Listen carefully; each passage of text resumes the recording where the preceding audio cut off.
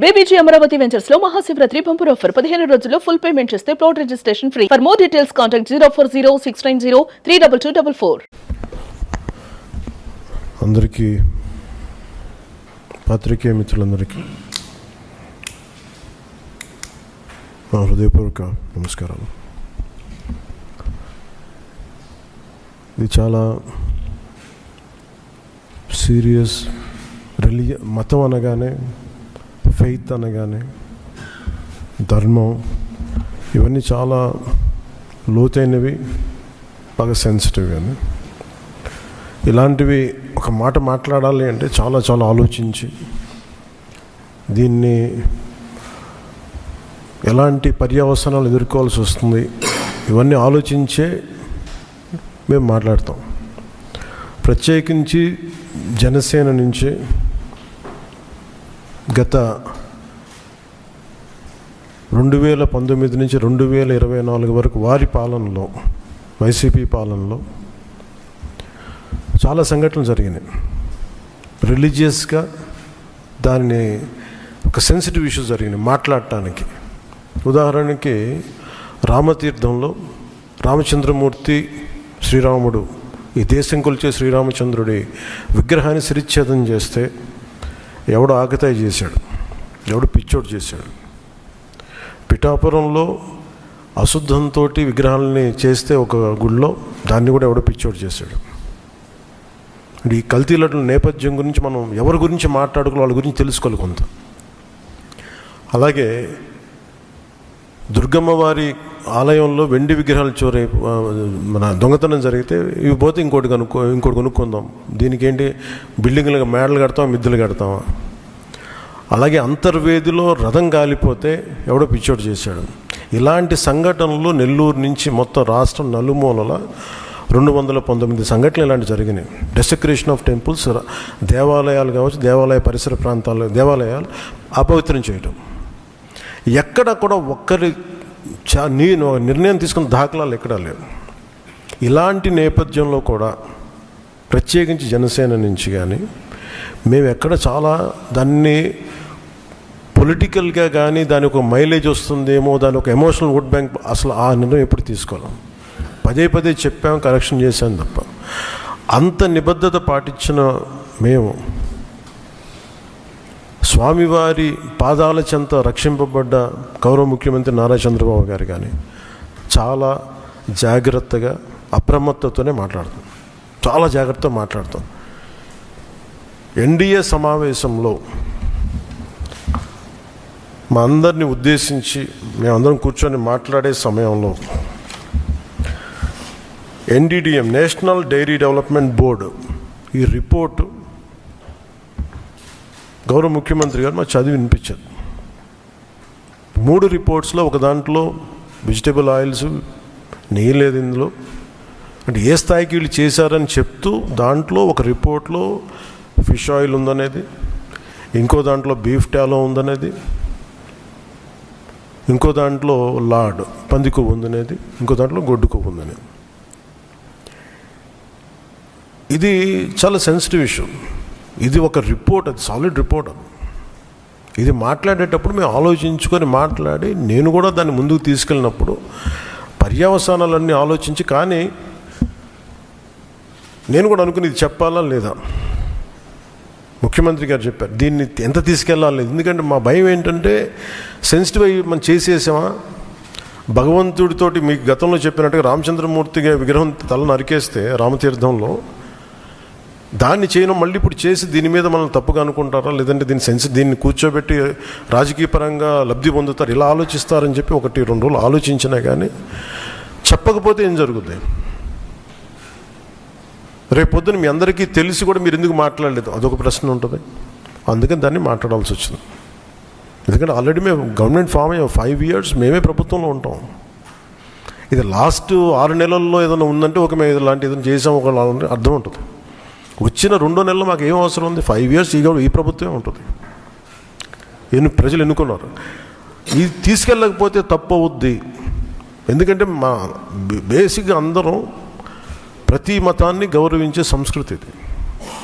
ఈ దేశంలో హైందవ సంస్కృతి లేకపోతే మిగతా సంస్కృతులు లేవు. అలాంటి హైందవ సంస్కృతి మీద ఇంత అపవిత్రం జరిగినప్పుడు వీళ్ళు రిపీటెడ్గా చేస్తున్నప్పుడు ఇది చెప్పాలా లేదా అని కూర్చొని చాలా తర్జనలు పడి నాకు పర్సనల్గా గిల్ట్ ఉండి, అరే మనం ఇంత కళ్ళ ముందు ఇంత రిపోర్ట్ మాట్లాడకపోవటం అని చెప్పి చేసిన తర్వాత తద్వారా మీ అంశాలు తెలుసు. అది సుప్రీంకోర్టు దాకా వెళ్ళింది. కొంతమంది మీరు ఇట్లా అన్నారు, లారీకి లబ్ధున్నారు. మాకేం పోతే 5 సంవత్సరాలు మేమే ఉంటాం, మాకు ఆ భయాలు లేవు. కానీ దీన్ని కరెక్ట్ చేయకపోతే ఎందుకు మాకు ఉంది అంటే దీనికి నేపథ్యం అసలు వీళ్ళని మీరు ఎగ్జామిన్ చేయాలి. ఈ సమావేశం ద్వారా ప్రజలందరూ కూడా మేము ఏం ఎగ్జామిన్ చేస్తున్నామంటే వీళ్ళు ఎలాంటి పరంపర నుంచి వచ్చారు, వారసత్వం ఏంటి వీళ్ళకి. వీళ్ళు భగవంతుడి మీద పగబట్టారు. వీళ్ళు ఏడుకొండల స్వామి మీద పగ ఉంది. ఈరోజు పగ కాదు, ఏం పగో నాకు అర్థం కాదు. అది 7 కొండలు అంటాం. 7 కొండలు ఎందుకు, నీకు 2 కొండలు చాలని. భగవంతుడి మీద పగ ఏంటి? ఎవరికైనా వ్యక్తిగతంగా వర్గాల మీద పగ ఉండొచ్చు, ప్రత్యర్థి మీద పగ ఉండొచ్చు, కానీ విచిత్రంగా వీళ్ళు భగవంతుడి మీద పగబట్టారు. మేము ఆ కోణం నుంచి నాకు అనిపించింది దీన్ని కరెక్ట్ చేయాలి, ఇది చెప్పాలి. ఇది నేను ఎందుకంటే నేను మాట్లాడేటప్పుడు మేము చాలా ఒళ్ళు దగ్గర పెట్టుకొని మాట్లాడతాం. ఎందుకంటే వీల్ ఫేస్ ద కాన్సిక్వెన్స్ మాకు తెలుసు. ఉదాహరణకి అయోధ్య రామ మందిరం నిర్మాణానికి ఈ దేశం ఎంత తల్లడిల్లిపోయింది, ఎంత కదిలింది, ఎన్ని గొడవలు జరిగినాయి. ఇలాంటి దీనికి కూడా వీళ్ళు పంపించిన దాదాపు 1,00,000 లడ్డూలు ఇవన్నీ కూర్చోబెట్టి ఇన్ఫర్మేషన్ తీసుకుంటామంటే ఒకటి అసలు ఏం జరిగింది అన్నీ మొన్న వీళ్ళు చెప్పిన రిపోర్ట్లోనే దాంట్లో యానిమల్ కొవ్వు లేదంటున్నారు. సరే, ఫర్ ఎగ్జాంపుల్ నేను ఒక ఆర్గ్యుమెంట్ సేక్ అన్ని రిపోర్ట్స్లో కూడా ఎక్కడ కూడా ఈ నెయ్యిలో నెయ్యి లేదు. 59,70,000 పైచిలుకు కిలోలు 59,70,000 కిలోల నెయ్యి మీరు ఇది ఈ కల్తీ నెయ్యి అని కూడా దీన్ని కల్తీ వనస్పతి, కల్తీ పామాయిల్ అనాలి దీన్ని.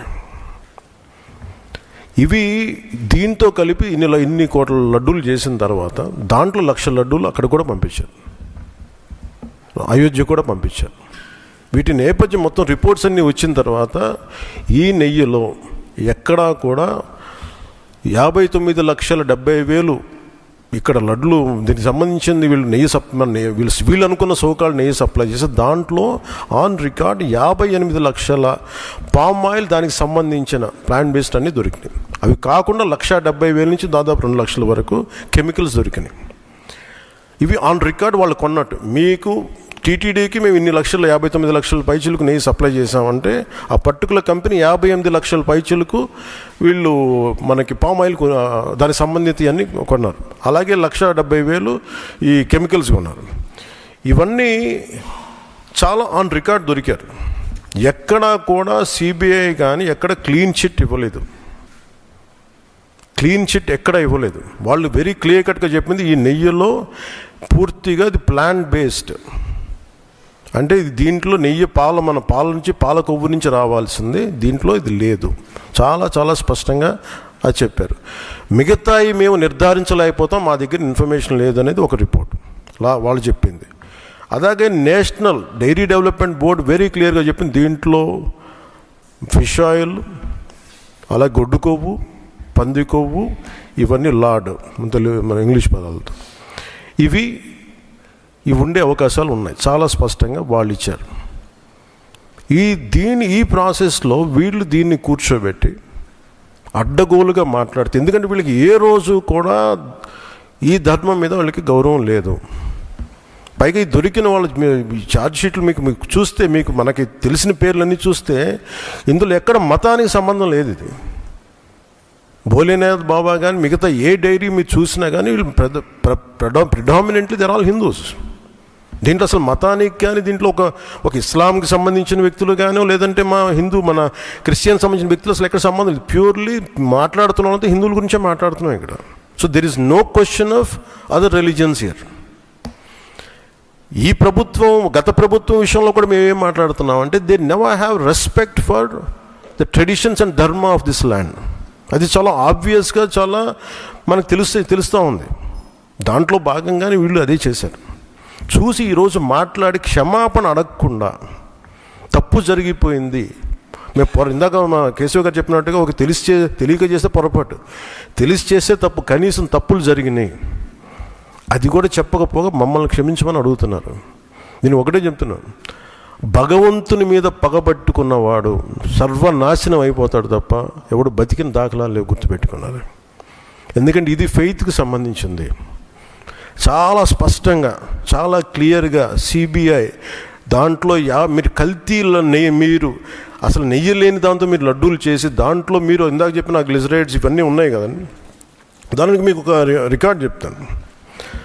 2019 నుంచి 2025 వరకు మీకు కనీసం ఒక నువ్వుల నూనె 180 రూపాయల నుంచి 268 రూపాయలు ఉండేది కనీసం, ఈ 26కి ఈ రోజుకి.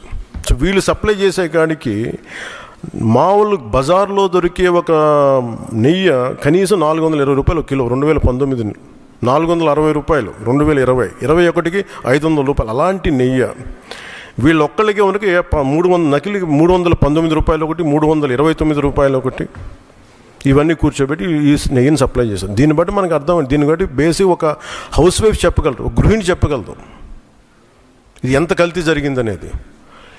ఇలాంటి నెయ్యిని కూర్చోబెట్టి ఇది భగవంతుడికి ఇచ్చి ఈరోజు బుకాయించి తప్పులు చేసి మళ్ళీ ఈరోజు ఏం లేదని మాట్లాడుతూ ఉన్నారు వీళ్ళు.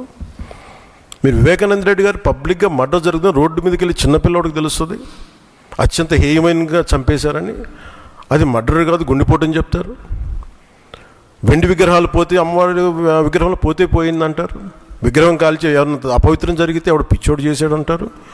ఈరోజు కల్తీ జరిగింది అనమాట, అసలు కల్తీ లేదు, ఇది పూర్తిగా మాకు క్లీన్ చిట్ ఇచ్చిందంటారు. దీన్ని బట్టి మనం అందరం అర్థం చేసుకోవాల్సింది, ఇది వీళ్ళకి దీని మీద గౌరవం లేదు. వీళ్ళకి 7 కొండల వాడికి 2 కొండలు చాలు అన్న ఆలోచన విధానం నుంచి పుట్టిన వాళ్ళు ఈరోజు ఏ స్థాయికైనా దిగజారగలరో ఇది చాలా ప్రస్ఫుటంగా మనందరికీ తెలియజేస్తూ ఉంది. ఇది we are very clear about protecting the traditional Hindu values, dharmic values. We are very clear about it. మేము చాలా స్పష్టంగా ఉన్నాం. మేము ఇక్కడ కల్తీ జరిగింది అంటే వేరే మతాలు అనటం కానీ వేరే విశ్వాసాలను కించపరచడం కానీ ఎక్కడ లేదు. ఒక తప్పు జరిగింది, అడల్ట్రేషన్ జరిగింది, we are very clear about it. దీని వెనకడుగు వేసే లేవు, చాలా పొరపాట్లు జరిగినాయి. ఇది రిపీటెడ్ పొరపాట్లు కాస్త వీళ్ళని చూస్తే 2022లోనే వీళ్ళకి తెలియజేశారు. వీళ్ళకి ఇక్కడ కల్తీ జరిగింది 2022 రిపోర్ట్ ఇస్తే నేను క్యాబినెట్లో మాట్లాడుతూ ఉంటే దాన్ని తొక్కేశారు. దాని గురించి బయటికి తీసుకురాలా అంటే మీకు తెలిసే చేశారు. వీళ్ళని 2022లో మీకు కల్తీ జరిగిందని రిపోర్ట్ అప్పుడు వాళ్ళకి ల్యాబ్ టెస్ట్ వాళ్ళకి పంపిస్తే అప్పుడున్న టీటీడీ చైర్మన్ కానీ వీళ్ళు కానీ వాళ్ళు 100% తొక్కి పెట్టేశారు. దాన్ని బయటికి తీసుకురాలా. దాన్ని బేస్ చేసుకొని మళ్ళీ ఆల్రెడీ 22లో జరిగింది కదా, దాని గురించి సమాధానాలు లేవు.